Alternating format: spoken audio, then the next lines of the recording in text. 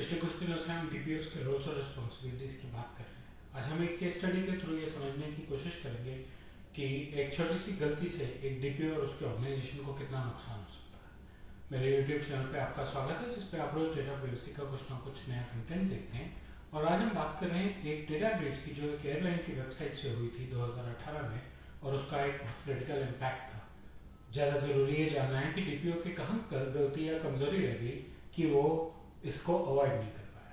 तो हुआ क्या था, 2018 में एक एयरलाइंस पे जब लोग टिकट्स बुक कर रहे थे, तब किसी हैकर ने उनकी वेबसाइट हैक कर ली। वेबसाइट में सिक्योरिटी वल्नरेबिलिटीज थी, वेबसाइट को हैक करना आसान था, और उसने वहाँ से करीबन 4 लाख यूजर्स की इंफॉर्मेशन चुरा ली। इंफॉर्मेशन ले गया वो अपने साथ। उस इंफॉर्मेशन में यूजर्स के नाम, पता और क्रेडिट कार्ड डिटेल्स थे। जरूरी है, अगर कोई ऑनलाइन शॉपिंग है, वहाँ पर अपनी क्रेडिट कार्ड की डिटेल डालते भी हैं, उसको स्टोर करने के लिए भी कह देते हैं। तो ये तो बहुत हाई लेवल का ब्रीच हो गया, क्योंकि यहाँ पे यूजर की ना सिर्फ पर्सनल इंफॉर्मेशन, जबकि उसकी सेंसिटिव पर्सनल इंफॉर्मेशन भी ब्रीच हुई है। डीपीओ की रिस्पॉन्सिबिलिटी क्या है? डीपीओ की रिस्पॉन्सिबिलिटी सिर्फ कंप्लायंस और रेगुलेटर्स के कागज भरना नहीं है, वो एक अहम हिस्सा है।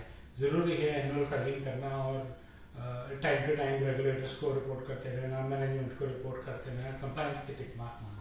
लेकिन उसके अलावा डीपीओ और प्राइवेसी के ऑफिसर्स की तो प्राइम रिस्पॉन्सिबिलिटी डेटा की सिक्योरिटी है। वो टेक्निकल है या नहीं है, वो सीसो है या नहीं है, लेकिन उनको ये इंश्योर करना जरूरी है कि डेटा सिक्योर तरीके से रखा जा रहा है और इस्तेमाल किया जा रहा है। उन्हें ध्यान देना चाहिए था कि फायरवॉल्स और जो भी सिक्योरिटी के डिवाइसेस यूज किए जा रहे हैं वो प्रॉपरली पैच्ड हैं कि नहीं, लेटेस्ट वर्जन्स पे हैं कि नहीं, एन्क्रिप्शन यूज हो रही है कि नहीं, उनके डेटा को और सिक्योर कैसे बनाया जाए। प्राइवेसी एनहांसमेंट टेक्निक्स हैं कुछ, जैसे एनोनिमाइजेशन, सूडोनिमाइजेशन। मेरे चैनल पे एक वीडियो भी है, उस पर आप उसको रेफर कर सकते हैं।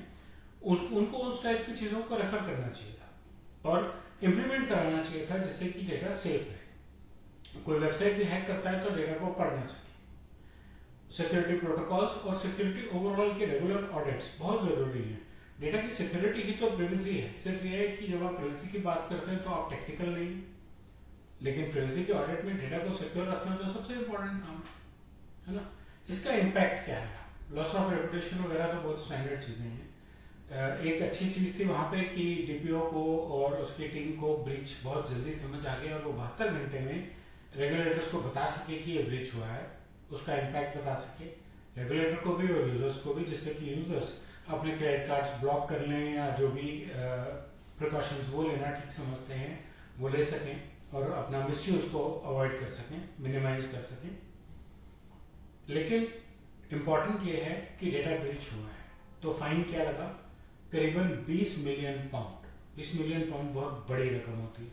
इतने ज़्यादा पैसे सिर्फ इसलिए फाइन में क्योंकि आपने सिक्योरिटी अपडेट्स नहीं लिए थे। बड़ी एयरलाइन है, आप कह सकते हैं कि बिजनेस लॉस नहीं होगा, लेकिन बिजनेस लॉस भी होता है। किस हद का होता है? 5%। 5% बिजनेस बहुत होता है। जितना बड़ा साइज उतनी बड़ी वैल्यू 5% की। कस्टमर का ट्रस्ट, जो आपके एरोप्लेन में बैठ तो गया लेकिन सोच रहा है पता नहीं मेरी क्रेडिट कार्ड इन्फॉर्मेशन कहीं गलत शेयर ना हो रही है। ऑन अ लाइटर नोट, ऐसा भी हो सकता है कि वो कहे मुझे क्रेडिट कार्ड इन्फॉर्मेशन नहीं डालनी, मैं इंडिया बुकिंग ऑफिस में जाके कैश पेमेंट कर दूंगा। लेकिन आप वो फैसिलिटी जो कस्टमर को प्रोवाइड कर रहे हैं, जो आपके कॉम्पिटिटर्स प्रोवाइड कर रहे हैं, उसमें कॉम्प्रोमाइज एक रिस्क है, बिजनेस लॉस होता है। आपको बहुत कुछ करना पड़ता है कस्टमर के कॉन्फिडेंस को वापस गेन करने के लिए, और डीपीओ की खुद की रेपुटेशन पे भी इसका बहुत गहरा असर पड़ता है। लेसन्स लर्न सिंपल, आईटी के साथ काम करना जरूरी है। डीपीओ से एक्सपेक्टेड है कि उसको लॉ की समझ होगी, उसको टेक्नोलॉजी की समझ होगी, वो सभी डिपार्टमेंट्स के साथ काम करके कोलैबोरेट करेगा। हम पहले कई बार बात कर चुके हैं, प्राइवेसी एक आदमी का काम नहीं है।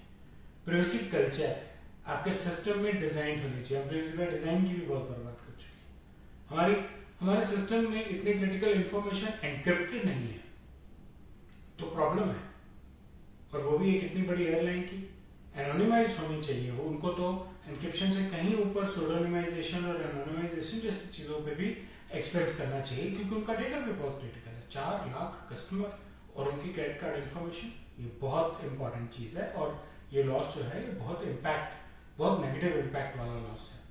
उनको सिक्योरिटी पैचेस रेगुलरली अपग्रेड करने चाहिए, सिक्योरिटी ऑडिट्स रेगुलर होने चाहिए, मॉक ड्रिल्स, हम प्राइवेसी के टाइम पे बात कर चुके हैं, सिक्योरिटी के टाइम पे भी मॉक ड्रिल्स करनी चाहिए।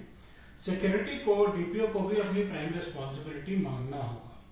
उसके लिए टेक्निकल नॉलेज होके, ये जरूरी नहीं है कि वो पैच खुद बैठ के अपग्रेड करेगा या ऑपरेटिंग सिस्टम खुद अपग्रेड करेगा, लेकिन उसको पता होना चाहिए कि उसके दफ्तर में चलने वाली टेक्निकल इक्विपमेंट टाइमली अपग्रेड हो रही है या नहीं हो रही है। उसकी ऑर्गेनाइजेशन में privacy by design, privacy bye security culture भी होना चाहिए। सिक्योरिटी एलिमेंट को भुला के आप प्राइवेसी बाय डिजाइन नहीं इंप्लीमेंट कर सकते। ये एक छोटी सी केस स्टडी थी, आगे चल के हम और भी केस स्टडीज पर बात करेंगे। मुझे उम्मीद है कि आपको मेरा कंटेंट अच्छा लगा होगा। आप लाइक और बेल आइकन दबा सकते हैं, मेरे चैनल से सब्सक्राइब कर सकते हैं, अपने दोस्तों के साथ शेयर कर सकते हैं और अपना फीडबैक कमेंट सेक्शन में शेयर कर सकते हैं। धन्यवाद।